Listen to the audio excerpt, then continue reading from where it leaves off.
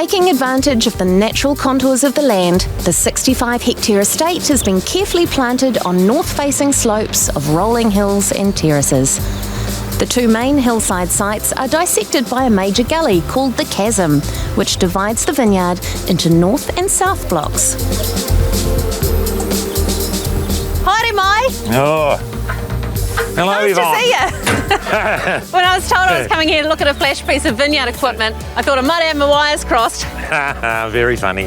What it does is it lifts the wires up from the ground and puts a clip in which holds the shoots in place Oh, as they grow up through the... as they grow up. Okay. So we don't have any clips on our posts, which is quite unusual. This machine does the job of probably a team of about 10 that would be normally running through the block doing the wire lifting. Wow. Tell me what's so interesting about the land profile you've got here? Well, I mean, the aspect is probably one of the things that's most outstanding about this vineyard. Okay. The most northern side is all Sauvignon Blanc, and on the southern hill is all our other varieties, our Chardonnay, our Riesling, Pinot Grieve, Pinot Noir, and they're a little bit more elevated than here, probably maybe another 30, 40 metres higher, and the hills are a bit steeper there, so it gives us a nice warm platform to grow those grapes over there. We try and sort of have what I like to call minimal input into the growing of the grape. Yeah, we try and sort of tread carefully, if you like. So some of the mowing we do, we use our motorbikes and a little tow-behind mower. We spray seaweed every time we spray, and we put fish oil on the ground, and it's really noticeable. So like when I go and spray, the next day you can see how glistening and shining they are from that. Bit of a thistle patch through here, isn't it? There is, but the really pleasing thing is just seeing all this Phacelia, this blue flower on the edge. And so this is buckwheat? That's buckwheat. So both of these are host plants. If you look really carefully, you see they're hosts for various insects. There's a hoverfly, and there is a little parasitic wasp. And the parasitic wasp lays its egg In the pest? in the pest and destroys the pest. That's pretty cool, isn't it? It's a bit gory, really. Yeah, it's far better than going through with an insecticide.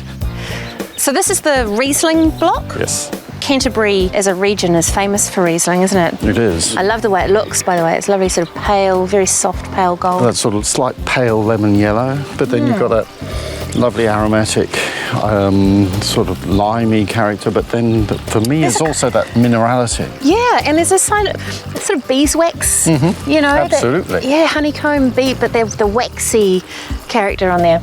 Finn and I work very hard to make sure that we get clean grapes, and we're picking only clean grapes with no botrytis characteristic whatsoever. And that's what gives you, I want wines which have got some drive through to the end of the palate and length of flavour. Definitely got that, this wine.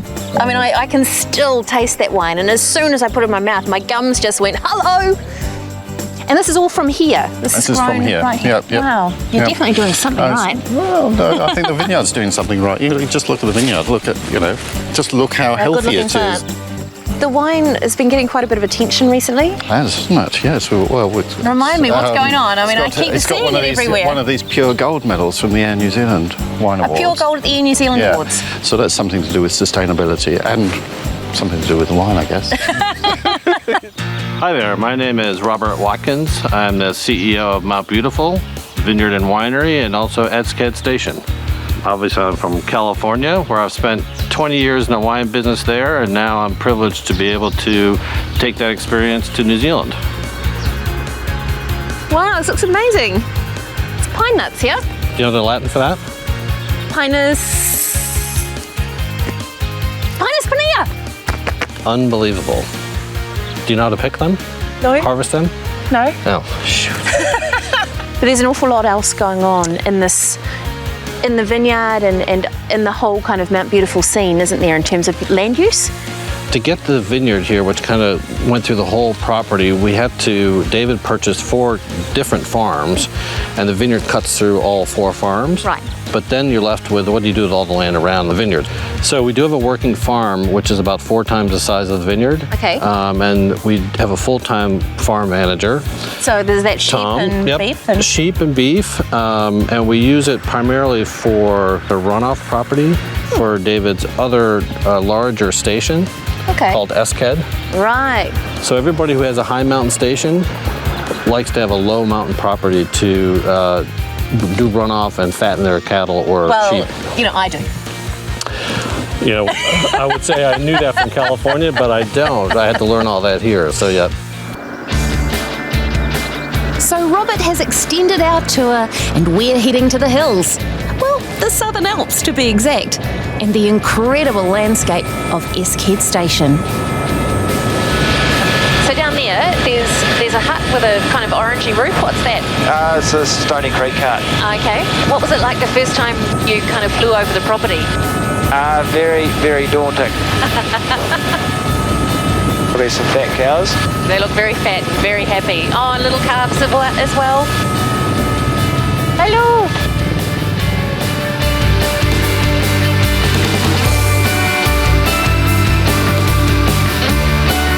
So what breeds of sheep and cows do you have here? Fine wool here, so it's all merino. Yeah, and there's a wether flock and a ewe flock. Right. Yeah, so we're just finishing tailing the lambs today. Do you have any spare time? Do you hunt? Do you fish? Because, you know, there's an amazing river here. I'm sure there'd be maybe, deer and pigs up in the hills? I will do. Early days yet? Too much work? Haven't got there yet, yeah. So apparently there's some lunch being cooked over a hot plate for us. Over a hot plate, yeah. Up over the hill. Fancy a bit of lamb and Mount Beautiful Pinot. It doesn't sound too bad for tailing, does it? Look at that lamb. I can smell it from here. Perfect. We're looking forward to trying this Pinot with the lamb. Oh wow, look at that colour. Fantastic. Oh, nice. So Pinot and lamb, bit of a match made in heaven, don't you reckon, Sam? Yeah, just a standard meal for So we eat tailing. every day at SKED, right? Every day, yeah. Right. So what do you think of the wine? I like it. You like it? Just as well. What is it you like about it? A lot of reds have a bite to them. Yeah. This hasn't got a bite. It's quite smooth, isn't it? It is smooth, yeah. So the whole kind of New Zealand high country, you know, game and lamb with Pinot Noir, is it quite a different sort of flavour combination than what you are used to back in the States? Well, the scenery certainly is. Forget the scenery, it's about the food. But the actually in Napa, we'd probably be eating New Zealand lamb as well. Is that right? Yeah. Perfect. But just not cooked as good on the metal plate, and the spices was fantastic. How far away would Mount Beautiful Vineyards be to this property right here? Mount Beautiful from here is probably 60 k's. 60 k's. It's just a hop, skip and a jump, really. Just go down the river and you go right by the vineyard. So follow the river we do, all the way back to the sea. Then up over Mount Beautiful to the vineyards. Perfectly timed, as the owner of all this is flying in his little plane to have some dinner with us. Expat Kiwi and entrepreneurial academic David Teece has been recognised as one of the world's top 50 business intellectuals, and yet this world-renowned global business professor put his money where his taste buds are, and together with his wife Lee, developed all of this. Well, part of it, I think, is, being a Kiwi, everyone's brought up on a farm, and there is something visceral about farming and the land. And I should also confess that I had a double major. It was economics and geography. Huh. So I had to study a lot of soils. So you like getting your hands dirty? Yeah. Tell me, how old is this woolshed? This place is amazing. I don't know for sure. I think it probably goes back perhaps almost 100 years. It certainly has been worked hard. It could still function as a woolshed, but we've found a better use for it. Of course, we don't have to go through a rigmarole with a cork. Most come to understand now that screw cap does not mean low quality. Well, And do you know what? and I'm sure we can prove that right here. This just smells like elderflower and lime and minerals, like wet stone, and crushed up shells. You can find many things in there. I can even smell some honey in there. You know what? I think this has got seafood written all over it. Well, it goes as well with Nelson scallops as it does with California oysters. Rice. It's a Thai salad of coconuts, Kaikoura crayfish. This just looks amazing. I'm just going to have to dive in, I'm sorry. Crayfish salad, Tennyson, what do you reckon? Well, they say that the more colors in the food, the better it is for you, but it also tastes really good. The combo of the coriander and the coconut and the crayfish, it just all, you wouldn't think so, but it just all goes together really well. This combination is just stupendous. I just got a huge piece of chili. It's good though. Anybody for a glass of Riesling? Absolutely, we'd love to try the Riesling. You did that without your glasses, Sam. We went to the local man at Kaikoura and he said moki's better than warihu. So we've got smoked we've got moki. smoked moki. Everything's done with lemon peel, juice and mustard and dill. That is going to be amazing with the Riesling. Working there. It's really good how the Riesling replaces that smoky flavour. You know, when it's like your mouth's quite full of that smoky flavour of the Riesling, and it's replaced by some sweetness and It just kind of cuts through it but washes over yeah, it just at the same replaces time. it. Yeah, It's beautiful. Really good. Yeah. Well done. Cheers. Mr. Teece, thank you very much. It's been just the most amazing day. I really, really enjoyed it. And to finish with this Pinot Noir, which is on its way to becoming world class. I don't think on its way. I think it's fantastic. Well, the New Zealand side of me says it's on its way. The American side says it's already there. Some of the American is rubbing off on me. Go team! Well, go Terroir. Terroir and Go team. Terroir. Terroir and team is what makes a great wine.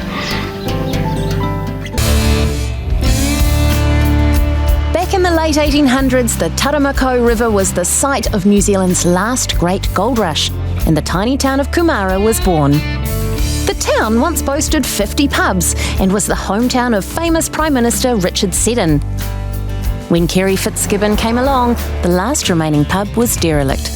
So she brought it back to life. Oh my goodness, Kerrie! This looks amazing. Does indeed. Oh, it's so pretty. I just want to take a photo of it. Well, This is superb. we're 1876 and they used to love high teas, so let's go with it. So how on earth did you arrive in Kumara and what possessed you to buy this pub and do it up? Well, my husband and I have actually been coming here for 45 years. And when we first started coming, there was a museum here, and 3 weekends out of 4, I would voluntarily work in the museum.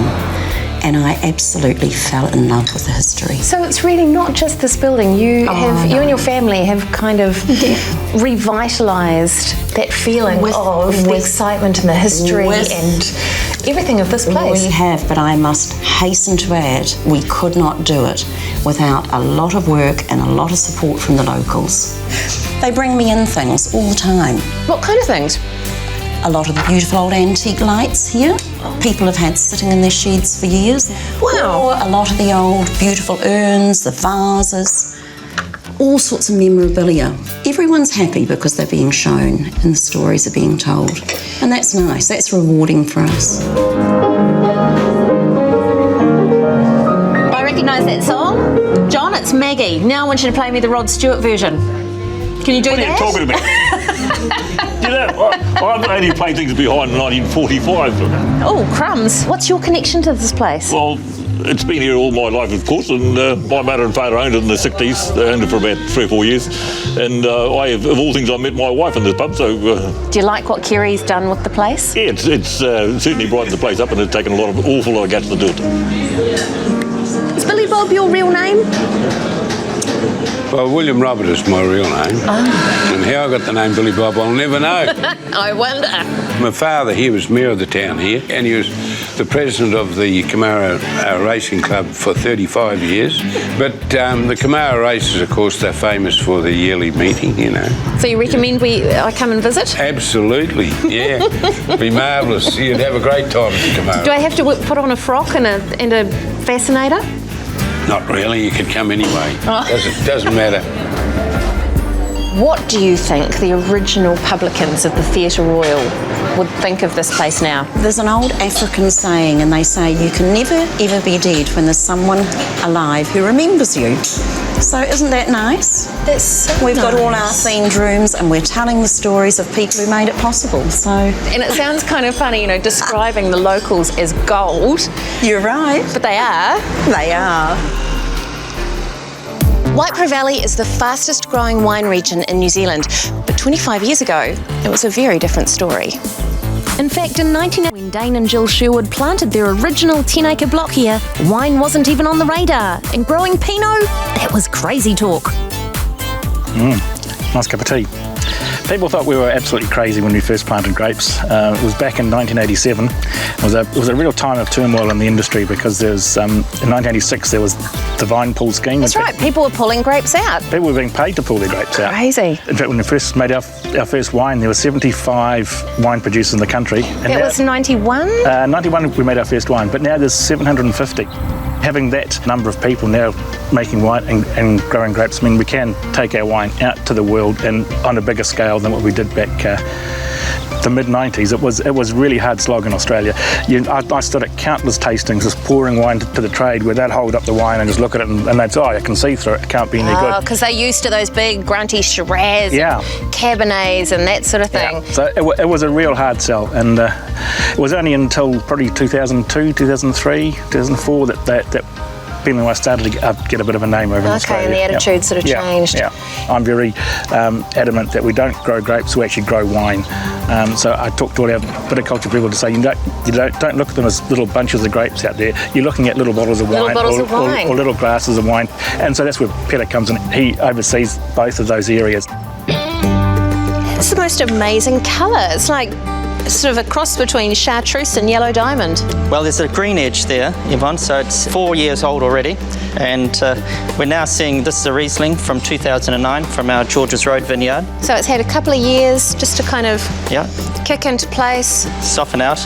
There's lime and there's lemon, but there's this kind of waxy note. And then it's dry and clean on the finish. How do you do that? It's great. It ages so beautifully, Riesling, and that's the essence of it all. And it goes on and changes in the bottle. And in the vineyard, you look at it and you think, well, what's it going to turn into? But it's aromatically, it just evolves in the winery. It evolves in the bottle into something that's initially quite light and delicate, and then you get all these flavours developing. And there's lots of things you can do. You can have botrytis in there as well. So this has got a small amount of botrytis. Yeah, I was going to say, it's got a little bit of that kind of slightly honeyed. This is our dry Riesling. It's got some lovely texture through the palate. Yeah, it's dry, but it's really generous and flavoursome. Because there are some Rieslings, they go, we're a dry Riesling. And you taste it and you go, oh yeah, you are. And then it's empty. This is really generous. It just kind of... Lovely mid-palate sweetness there. Yes, waves of flavour. Cheers. Cheers. Wow, it's like an art film in a bottle. It just kind of keeps you interested. I can still taste that. It's just going on and on and on. Like Dayne said, the wine is grown out here in the vines, and these bunches are looking very good so far. So Peter, what's growing here? This is Pinot Noir from our Terraces vineyard. We've got 5 different clones up here, and we've been growing up here for the last 10 years. But we've been making Pinot Noir for 25 years. 25 years? In fact, when we first planted, we were told we were crazy for planting Pinot Noir. We should be planting Merlot or Cabernet Sauvignon. So it was a bit of a punt. There were probably only a handful of producers in the country at the time. Oh, yum. This smells fantastic. Yeah, lovely fruit. We're very happy. This is a 2011. Majority of it came off this terrace block. Do you know what? It's really changed in the glass. And I don't know if you can see, you're on the nice grassy bit over there, but I'm standing in some kind of freshly kind of ploughed, turned earth. And it's that lovely kind of, damp, earthy note that I'm getting from the ground. And it's in the wine. There's some really lovely sort of rhubarby, tangy, plummy notes in there too, isn't there? Yeah, the spice and texture, the spice that we get on the aromatics, it's lovely here. And that's the enjoyment of wine really, is that when you first pour it, it just it evolves over the course of a dinner, and that's what's it's such a thrill with wine. For me, it's about the balance, actually. Just the balance of fruit, balance of oak, and the balance of acid. To me, it's just a wonderfully balanced wine, and that's what I really look for in wine, and Peter does as well, is just balance. It's nice tropical fruit there. So in your head, you've kind of got like Olympic gymnast on the beam doing somersaults. I'm far too old for that. I wouldn't have a clue. Sure. But I think a fantastic wine, Peter. I think really, really good. Yeah. So the style of Sherwood Pinot, Dayne, has it changed a lot over the 25 years? The basic philosophy is exactly the same. There has been little tweaks along the way as you have different winemakers come in, but the basic philosophy is that it does need to be grown out in the vineyard, but then when it comes into the winery, we hand plunge everything. My name's Jamie and I've worked for Jill and Dayne for 7 years now. This will be my 7th vintage. I've done a little bit of everything here. I started out in the back room. This used to be my favourite friend. Lots and lots of plunging. And that's the only way to make true Pinot Noir, is to hand plunge it with love and care. It was fine when we were doing small quantities, but now we can plunge up to 300 tonne in a vintage, and that's quite a bit of work. So Laverick, how's it made? This is a blend of Chardonnay and Pinot Noir from 2008. Wow, so it's a good few years in the bottle. It was 3 years on lees, well, 1 year in tank and 2 years in bottle. We only make it every 2 years, and it doesn't last 2 years before it's sold out and getting more and more popular. Jamie wants to make it every year now, but that's up for debate. Really subtle on the nose. You've got that kind of lemon shortbread kind of character. And it's so crisp and clean. Gosh, it's dangerous. I just like the yeast autolysis character. Not being technical, I mean, not from a fun point of view, but just from a technical point of view, I just like that really nice biscuity yeast autolysis. And as Peter said, it does take quite a while to come through in white brick. It just believe that age is just takes a little bit longer to age. So you've been working in the winery, Michael, just this one season, or do you work here every year? Most holidays I work here. I've been working here for since about 8 or 9. Since you were 8 or 9? Doing work on the bottling line and things. Yeah. Fantastic. Actually, I have got a sample of the base wine here, and this is how it starts. It's basically a white wine. This is what it looks like. It's quite austere. There's a slight... Very austere, quite chalky, sort of crushed oyster shells, minerally.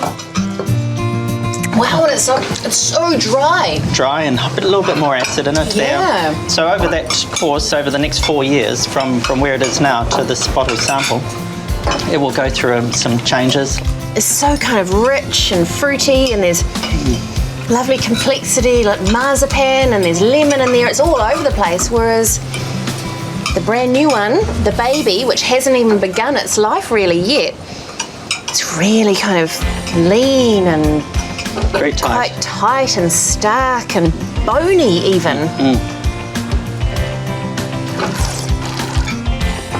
But in a really good way. Yeah. What does everyone think? Pretty good way to have a staff smoko, isn't it? You have a smoko like this every day, don't you? Crack open a magnum of bubbles. And off we go. Happens it's a hard life. So you know your secret at Sherwood is now exposed. Cheers to Laverick. Cheers to Sherwood. Cheers to all of you.